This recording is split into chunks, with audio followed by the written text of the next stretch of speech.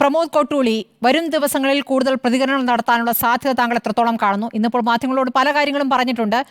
വരട്ടെ, പറയുമോ എന്ന് നോക്കാമെന്ന് ശ്രീ ജയേന്ദ്രൻ പറയുമ്പോൾ എന്തൊക്കെയോ മനസ്സിലാക്കിയ പോലെയാണ് അദ്ദേഹം പറയുന്നത്. ഇതിലപ്പുറം പറയില്ല പ്രമോദ് എന്നതിന്റെ അർത്ഥം എന്താണ്? ഇവിടെ സ്മൃതി, എനിക്ക് മനസ്സിലാവാത്തൊരു കാര്യം, ഇവിടെ ഒരു BJP നേതാവ് ഈ പ്രമോദിൻ്റെ കൂടെ കൂടി അവർ സംയുക്തമായിട്ടൊക്കെയാണ് ഇത്തരം കാര്യങ്ങളിലൊക്കെ ഇടപെട്ടത് എന്നിവിടെ CPM-കാർ പറയുന്നുണ്ട്. ഇപ്പോൾ ശ്രീ ജയചന്ദ്രൻ ഇവിടെ പറഞ്ഞു.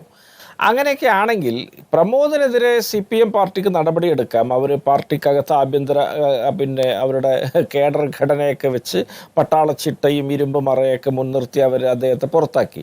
BJP നേതാവിനെതിരെ ഒന്നും ചെയ്യാൻ അവർക്ക് കഴിയില്ലല്ലോ. അപ്പോൾ അവരെന്താ ചെയ്യേണ്ടത്? അതിനെ നിയമത്തിൻ്റെ വഴിയിലേക്ക് BJP നേതാവിനെ കൊണ്ടുവരാനുള്ള ഇടപെടലുകൾ പോലീസ് വഴി അവർ ചെയ്യണം. അത് ചെയ്യുന്നില്ല എങ്കിൽ BJP-കാരനെ സംരക്ഷിക്കാനുള്ള ശ്രമം CPM നടത്തി എന്നുള്ളതിൻ്റെ ഒരു പരസ്യ സമ്മതമാകും ഇവരുടെ ഈ വാദം എന്ന് ഞാൻ സൂചിപ്പിക്കാൻ ആഗ്രഹിക്കുകയാണ്. ഇവരിത് പോലീസുമായിട്ടോ നിയമപരമായിട്ടോ മുന്നോട്ട് പോയിട്ടില്ലെങ്കിൽ ഇതിൽ പ്രതിയായ BJP-കാരനെ സംരക്ഷിക്കാനുള്ള നടപടിയാണ് അതിലൂടെ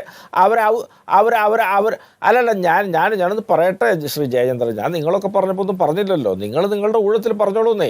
അപ്പോൾ BJP-കാരനെ സംരക്ഷിക്കാതിരിക്കാൻ ഇവർക്ക് എന്തെങ്കിലും ഒരു താല്പര്യമുണ്ടെങ്കിൽ അവർ പോലീസുമായി ബന്ധപ്പെട്ട് ഈ കേസ് ഏൽപ്പിക്കണം എന്നുള്ളതാണ് എനിക്ക് പറയാനുള്ളത്.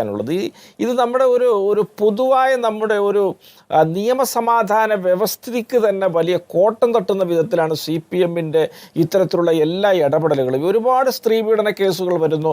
എല്ലാം അത് വീര്യം കൂടിയോ കുറഞ്ഞോ, സാന്ദ്രതയുണ്ടോ ഗാഠതയുണ്ടോ എന്നൊക്കെ ഇവർ തന്നെ പരിശോധിച്ചിട്ട് ഇവർ തന്നെ ഒതുക്കി തീർക്കുകയാണ്. അത്തരത്തിൽ ഒതുക്കി തീർത്ത കേസിൻ്റെ ഗുണഭോക്താവൊക്കെയാണ് ഇന്ന് മുഖ്യമന്ത്രിയുടെ ആഫീസ് കേന്ദ്രീകരിച്ച് കേരളം തന്നെ ഭരിച്ചുകൊണ്ടിരിക്കുന്നത് എന്നുകൂടി അവസരത്തിൽ ഞാൻ ഓർത്തു പോവുകയാണ്. അപ്പോൾ ഇങ്ങനെ എല്ലാ കേസുകളും ഇവരിങ്ങനെ ഇവരുടെ പാർട്ടി കൊട്ടകക്കകത്തിട്ട് ഇങ്ങനെ കേടുപാടുകൾ തീർത്ത് മുന്നോട്ട് പോയി ഞങ്ങൾക്ക് പോലീസ് സ്റ്റേഷനുണ്ട്, കോടതിയുണ്ട്, ജഡ്ജിയുണ്ട് എന്നൊക്കെയാണ് ഇവരുടെ രീതിയെങ്കിൽ ഈ ജനാധിപത്യ സംവിധാനത്തോട്, ഭരണഘടനയോട്, നിയമം മൂലം സ്ഥാപിതമായ ഒരു രാജ്യത്തിൻ്റെ വ്യവസ്ഥിതിയോടൊക്കെ എന്ത് കൂറും എന്തൊരു അഭിവാഞ്യയുമാണ് ഇവർക്കുള്ളത് എന്ന് ഞാൻ സന്ദേഹിക്കുകയാണ്. ഈ പ്രമോദിനെ സംബന്ധിച്ചിടത്തോളം എനിക്ക് അദ്ദേഹത്തോട് സഹതാപമേ ഉള്ളൂ. അദ്ദേഹം ഒരുപാട് പേരുടെ കൈക്കോടാലിയായി മാറിയ ഒരു പാവപ്പെട്ട മനുഷ്യനാണ് എന്നാണ് ഞാൻ മനസ്സിലാക്കുന്നത്. കാരണം ഇത്തരം നേതാക്കൾക്കൊക്കെ കൈകൊണ്ട് നേരിട്ട് പലതും എടുക്കാനോ പറിക്കാനോ പറ്റാത്തപ്പോൾ ചില തോട്ടികൾ ഉപയോഗിച്ച് പറിക്കും. അങ്ങനെ ഒരു ഇരയായിപ്പോയ ഒരു മനുഷ്യൻ ചില വിഷയങ്ങളൊക്കെ എക്സ്പോസ്ഡ് ആയപ്പോൾ ഇദ്ദേഹത്തെ കൈയൊഴിയുകയും ബലിയാടാക്കുകയും ചെയ്യാതെ മറ്റൊരു മാർഗമില്ല എന്നുള്ളതാണ് ആ CPM എത്തിപ്പെട്ട ഒരു വിഷമവൃത്തം. ആ വിഷമവൃത്തത്തിൽ സ്വാഭാവികമായിട്ടും ഇദ്ദേഹത്തെ അവർ കൈയൊഴിഞ്ഞു എന്നുള്ളതാണ് എൻ്റെ യുക്തി വെച്ച് ഞാൻ മനസ്സിലാക്കുന്നത്. അതിൻ്റെ അപ്പുറം വല്ല കാര്യങ്ങളും ഉണ്ടെങ്കിൽ നമുക്കപ്പോൾ അതിനോടൊപ്പം ചേരാം എന്നേ ഉള്ളൂ. ഏതായാലും ഇദ്ദേഹം ഇനി കൂടുതൽ വെളിപ്പെടുത്തലുകൾ നടത്തുന്നതും മറ്റ് കാര്യങ്ങളിലേക്ക് പോകുന്നതുമൊക്കെ CPM എങ്ങനെയാണ് ഇദ്ദേഹത്തെ കൈകാര്യം ചെയ്യുന്നത് എന്നുള്ളതിനെ കൂടി ആശ്രയിച്ചിരിക്കാം. കാരണം അവരൊരുപാട് പാച്ച് മാനേജ്മെൻറ്റൊക്കെ ഇപ്പോൾ തന്നെ തുടങ്ങിയിട്ടുണ്ടാകാം. പ്രമോദ് കോട്ടൂളിയെ പോലെയുള്ള വലിയ നാട്യങ്ങളൊന്നും ഇല്ലാത്ത ഒരു മനുഷ്യനെയൊക്കെ പാട്ടിലാക്കി പ്രലോഭിപ്പിച്ച് കൂടെ നിർത്താനൊക്കെ ചിലപ്പോൾ അവർക്ക് പറ്റിയേക്കാം. അതല്ല, അദ്ദേഹം അതുപോലെ ജനാധിപത്യ ബോധവും അതുപോലെയുള്ള പ്രതികരണ ശേഷിയൊക്കെ ഉള്ള ആളാണെങ്കിൽ തീർച്ചയായിട്ടും അത് CPM-ന് തലവേദന ഉണ്ടാക്കുന്ന പല തലങ്ങളിലേക്കും അദ്ദേഹത്തിൻ്റെ വരുന്ന ആളുകളിലെ പ്രവൃത്തികൾ ഇടവരുത്തും എന്നുള്ളത് തന്നെയാണ് ഞാൻ പ്രതീക്ഷിക്കുന്നത്. ഏതായാലും അത്തരത്തിൽ പ്രമോദ് മുന്നോട്ട് വരികയാണെങ്കിൽ കേരളത്തിലെ മുഴുവൻ ജനാധിപത്യ വിശ്വാസികളുടെയും പിന്തുണ പ്രമോദിനുണ്ടാവും. ഈ കാര്യങ്ങളൊക്കെ അനാവൃതമാകട്ടെ. പ്രമോദിൻ്റെ കൺഫസ് സ്റ്റേറ്റ്മെൻറ്റുകൾ തുടർച്ചയായിട്ട് വരട്ടെ. എന്തൊക്കെയാണ് ഇവിടെ നടക്കുന്നത് എന്നുള്ളതിനെക്കുറിച്ച് അറിയാൻ നമുക്കൊക്കെ താല്പര്യമുണ്ട്. കാരണം നമ്മുടെ ഒക്കെ ഒരു പൊതുഭരണ രീതികൾ വെച്ചൊക്കെയാണ് ഇവർ നമ്മുടെ സങ്കല്പങ്ങൾക്കൊക്കെ പോർലേൽപ്പിച്ചുകൊണ്ടാണ് ഇവർ ഇത്തരത്തിലുള്ള ഭരണവും ഇത്തരത്തിലുള്ള ഇടപെടലുകളുമായിട്ട് ഇവർ മുന്നോട്ട് പോകുന്നത്. ഒരുപാട് ചീഞ്ഞു നാറുന്ന കാര്യങ്ങൾ മുഖ്യമന്ത്രിയുടെ ആഫീസിനും മുഖ്യമന്ത്രിയുടെ വീടിനും മുഖ്യമന്ത്രിയുടെ മരുമകനായ മന്ത്രിക്കും ഒക്കെ ചുറ്റിപ്പറ്റി നടന്നുകൊണ്ടിരിക്കുന്നുണ്ട്.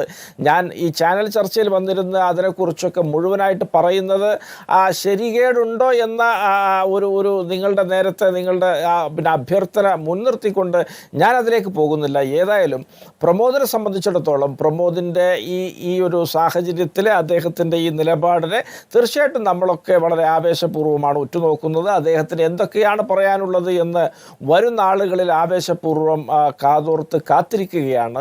ഏതായാലും ജനങ്ങളെ സംബന്ധിച്ചിടത്തോളം CPM-ൻ്റെ രീതികളും പോക്കും എങ്ങോട്ടാണ് എന്നുള്ളതിനെക്കുറിച്ചൊരു വ്യക്തമായ ബോധ്യം അവർക്ക് വന്നു കഴിഞ്ഞു. ഇത്തരത്തിൽ പാർട്ടി തെരഞ്ഞെടുപ്പിൽ പരാജയപ്പെട്ട് തെറ്റിതിരുത്താനുള്ള സന്നദ്ധതയൊക്കെ പല നേതാക്കളും പറഞ്ഞു മുന്നോട്ട് വരുമ്പോഴും ഇവരുടെ ഇടപെടലുകളും ഇടപാടുകളും ഒക്കെ ഏത് രീതിയിലാണ് പുരോഗമിക്കുന്നത്, അതിനെ കൈകാര്യം ചെയ്യുന്ന രീതി എന്താണ് എന്നൊക്കെ വീണ്ടും ജനങ്ങൾക്ക് മനസ്സിലാകുന്ന ഒരു സാഹചര്യമാണുള്ളത്.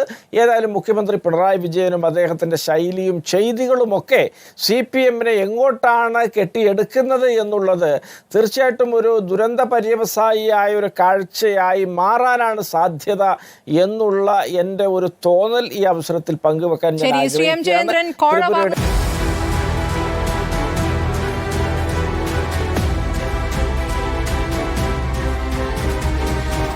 ഡിബേറ്റ് വിത്ത് സ്മൃതി പരുത്തിക്കാട്.